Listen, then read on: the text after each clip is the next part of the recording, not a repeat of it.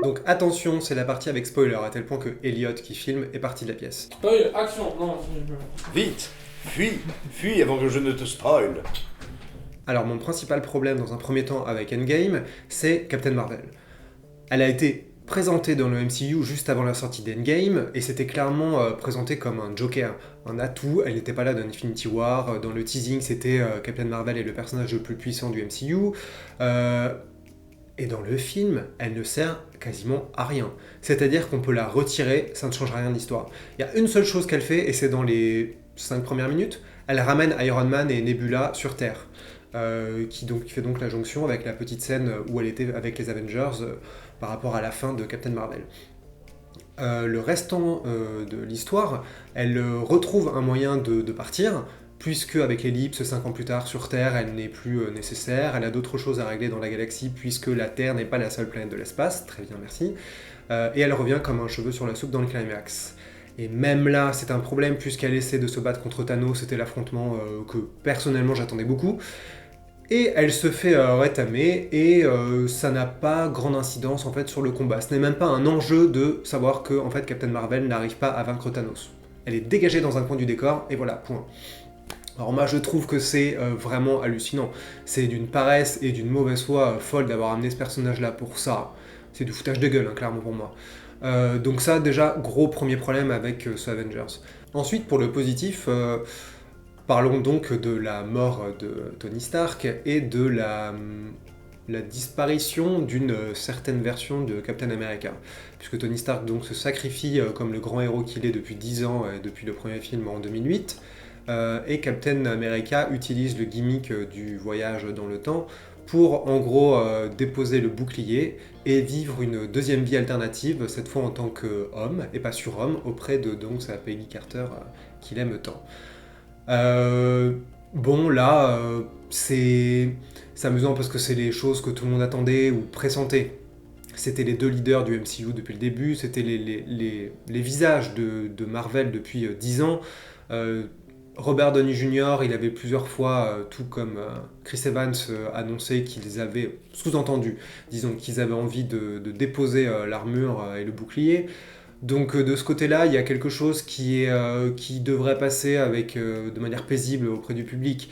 Tony Stark, il a le droit à la grande fin héroïque qu'il méritait, on va dire, puisque ça a toujours été le leader et vraiment la tête pensante, et encore une fois, il est dans Endgame, il est majeur dans l'intrigue, et il se sacrifie de manière purement héroïque, comme il fallait, d'une manière assez intéressante, puisqu'au final, tous les personnages les plus forts en fait, ont échoué face à Thanos, donc Captain Marvel, et c'est lui qui a réussi... via un petit tour de passe-passe et de sens du sacrifice en collaboration avec Doctor Strange.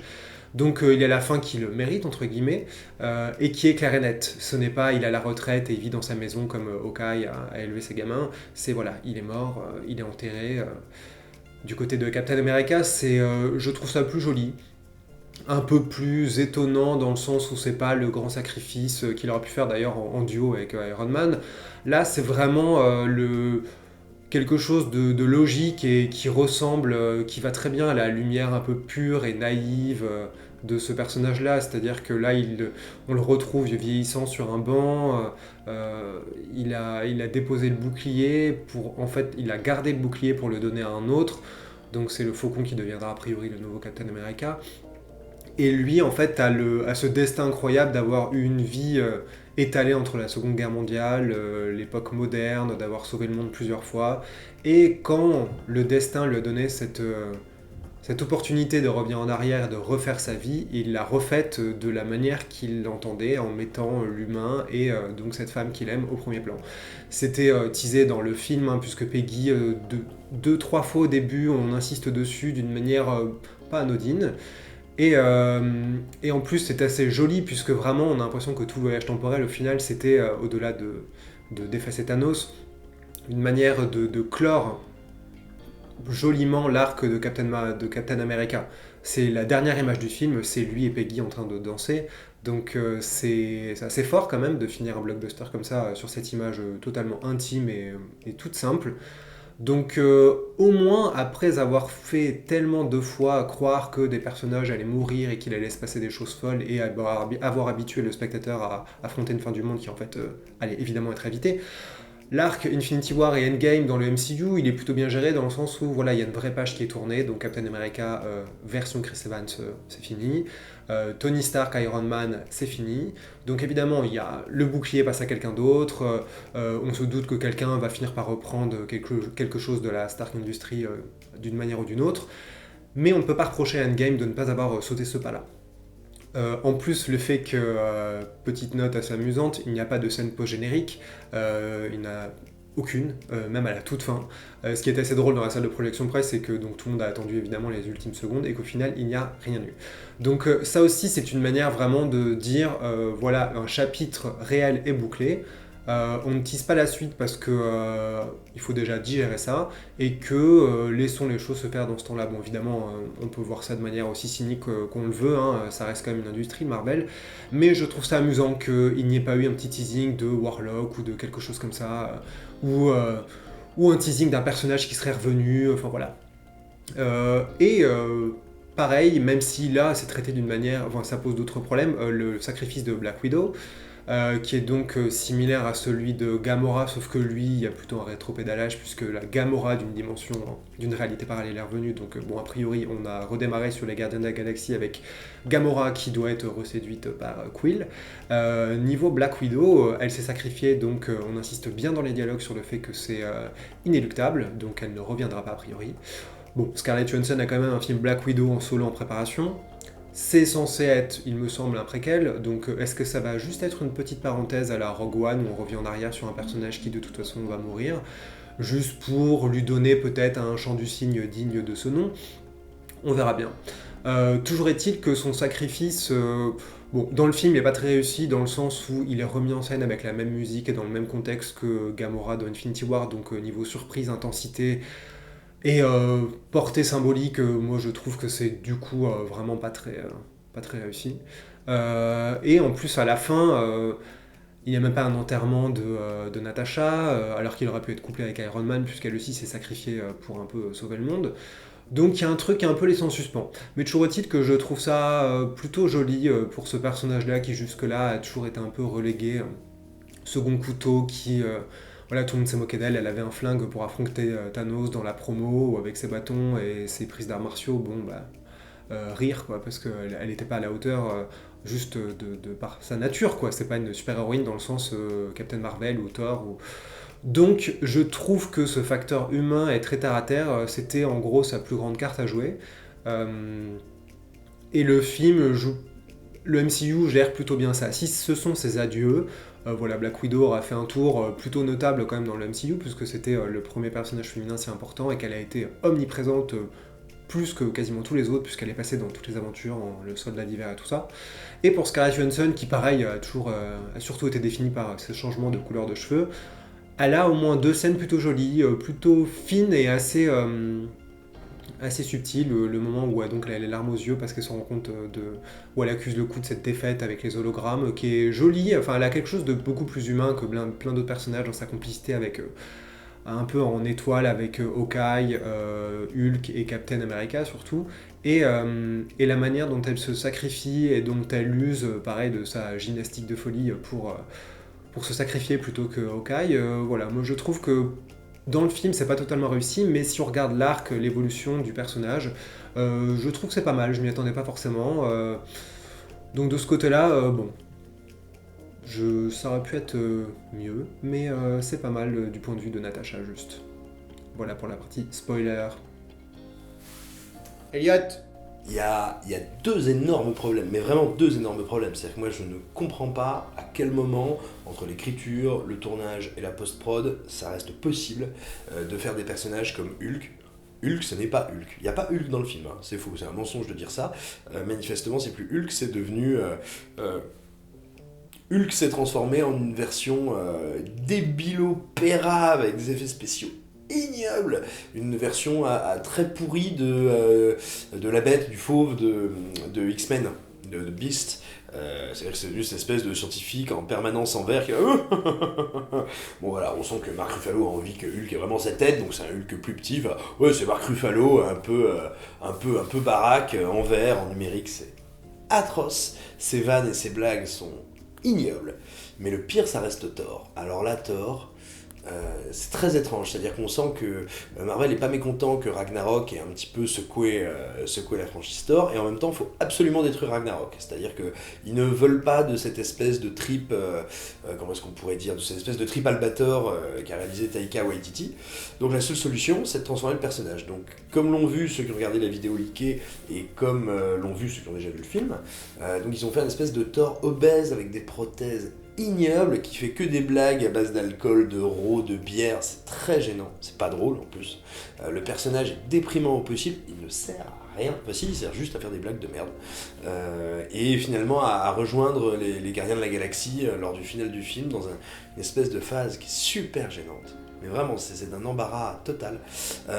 Non, moi j'ai aussi un autre gros problème, c'est que manifestement, soit personne n'a lu le scénario, soit ils l'ont confié à plusieurs auteurs différents et à un moment personne ne s'est inquiété de comment l'assembler. Je m'explique. Le voyage temporel, pourquoi pas le voyage temporel? Le film prend 5 minutes à expliquer que tous les précédents films sur le voyage temporel étaient débiles.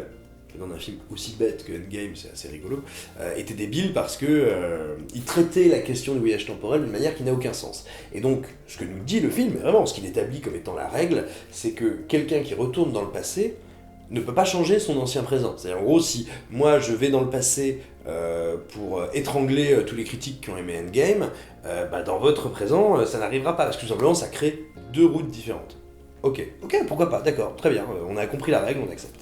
Et donc, Captain America va dans le passé, décide de vivre la vie qu'il n'a jamais eue avec sa petesse là, de l'armée, et qu'est-ce qui se passe? Et bim, il apparaît dans le futur, tout vieux, pour parler à ses copains. Non, vous venez d'établir que s'il retournait dans le passé, il crée une nouvelle digression temporelle et vous ne le verriez jamais.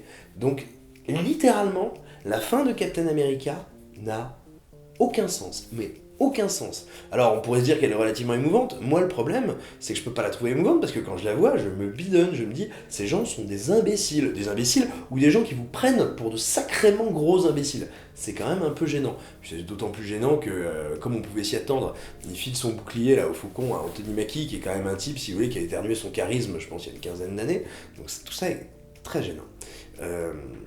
Et après si vous voulez arrive à l'inverse, moi un truc que je n'attendais plus, parce que j'avais l'impression que le film tournait autour de ça pour l'éviter, c'est tout simplement la mort de Tony Stark. La mort de Tony Stark, contre toute attente, elle est plutôt réussie. Elle est plutôt réussie parce qu'elle est sobre.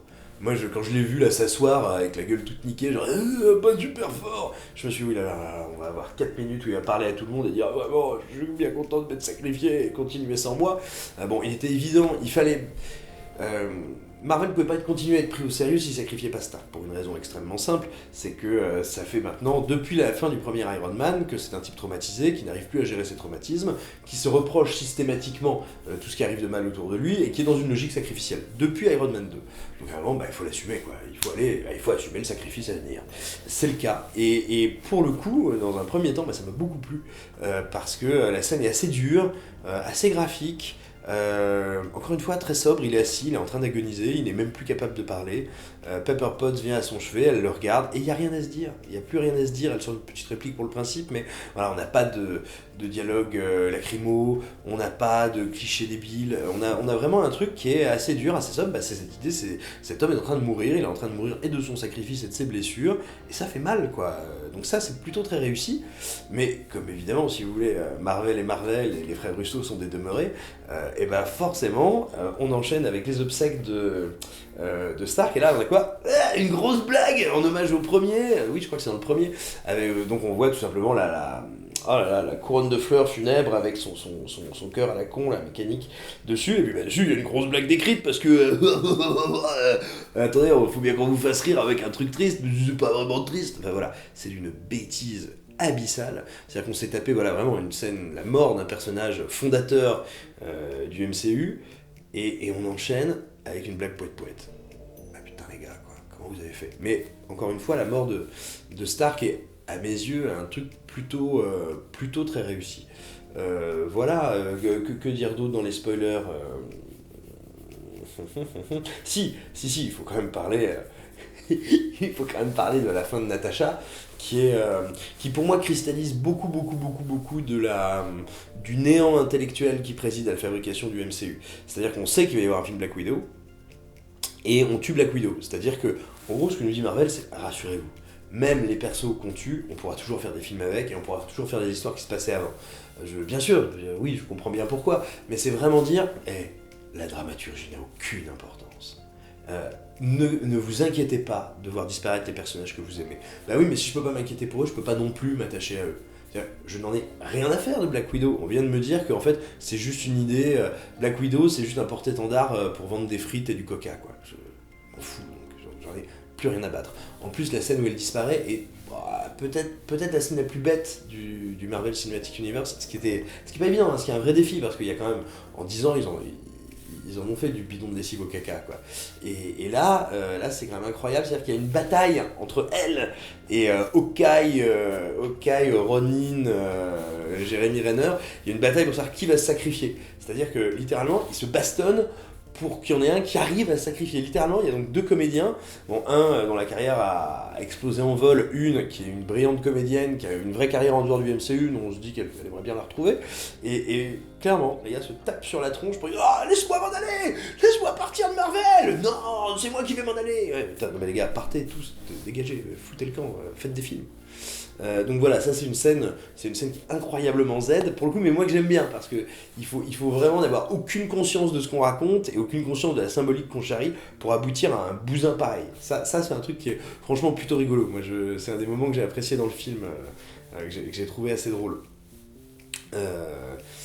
Voilà. Non, je sais pas si j'ai d'autres spoilers à faire. Que dire Oui, je dirais juste un petit mot aussi pour dire que le retour de Gamora est, je trouve, d'une hypocrisie totale, mais totale, et puis à mon sens très handicapante. C'est-à-dire qu'elle revient sans revenir. Je m'explique. Vu qu'on ne peut pas revenir quand on a été balancé dans le puits des âmes, là, dans le gouffre, machin, comme ça lui est arrivé durant le Infinity War, et bien tout simplement, c'est pas elle qui revient, c'est un autre elle d'une autre dimension du passé. Mais donc, vous savez quoi le truc ? C'est qu'elle ne connaît pas Peter Quill et elle connaît pas tous ses copains, donc elle va devoir tout réapprendre. Et combien vous pariez que dans Les Gardiens de la Galaxie 7000, on aura encore la même histoire d'amour à encore remettre à jour entre elle et Quill. Voilà, je trouve que c'est désespérant d'immobilisme, c'est désespérant de paresse intellectuelle, et c'est d'un ennui assez copieux. Stop.